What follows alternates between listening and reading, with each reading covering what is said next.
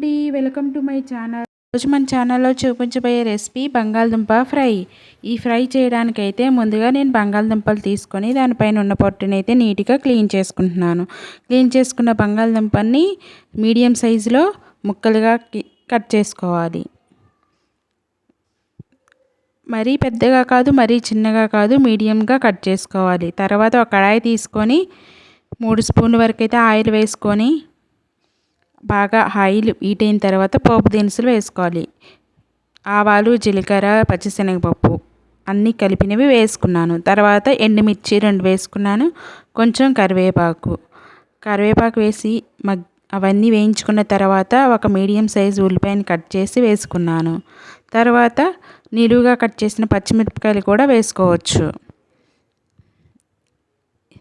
ఇవి పచ్చిమిర్చి, ఉల్లిపాయ బాగా గోల్డెన్ కలర్ వచ్చేంత వరకు వేయించుకున్న తర్వాత కట్ చేసి పెట్టిన బంగాళదుంపలు యాడ్ చేసుకోవాలి. ఈ బంగాళదుంపలు యాడ్ చేసుకొని మొత్తం మిక్స్ చేసుకున్న తర్వాత ఒక స్పూన్ అయితే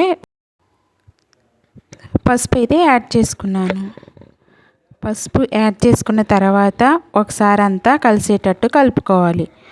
ఇలా కలుపుకున్న తర్వాత మనం మీడియం ఫ్లేమ్లోనే కుక్ చేసుకోవాలి. బాగా బంగాళదుంపలు మగ్గించుకున్న తర్వాత అయితేనే మనం లాస్ట్లో కొంచెం ఉప్పు యాడ్ చేసుకోవాలి. ముందే యాడ్ చేసుకోకూడదు. మనం బంగాళదుంపలు యాడ్ చేసిన 10 మినిట్స్ తర్వాత అయితే ఉప్పు యాడ్ చేసుకోవాలి.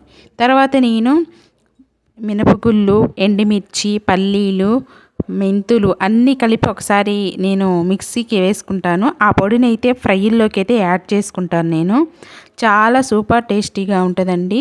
కరివేపాకు, ఎండుమిర్చి, పల్లీలు, మినపగుళ్ళు అన్నీ కలిపి వేయించుకొని మిక్సీకి వేసుకుంటాను. తర్వాత కొంచెం ఉప్పు, కొంచెం జీలకర్రను, ధనియాలు వేయించి పెట్టుకున్న పొడిని అయితే యాడ్ చేశాను. 1 స్పూన్ వరకు అయితే కారం వేసుకున్నాను. ఇలా యాడ్ చేసుకోవడం వల్ల చాలా టేస్టీగా ఉంటుంది. మనం ఇప్పుడు ముక్కలు యాడ్ చేసిన 10 నిమిషాలు మగ్గించుకున్న తర్వాతే ఇవన్నీ యాడ్ చేసుకోవాలి. కొంచెం చిటికెడు అల్లం వెల్లుల్లి పేస్ట్ వేసుకుంటే చాలా సూపర్ టేస్టీగా ఉంటుంది. సైడ్ డిష్గా కానీ, రైస్లో కానీ, రోటీలోకి, పుల్కాలోకి చాలా బాగుంటుంది. మీరు కూడా తప్పకుండా ట్రై చేయండి. ఈ వీడియో మీకు నచ్చినట్లయితే ప్లీజ్ లైక్ చేయండి, షేర్ చేయండి, సబ్స్క్రైబ్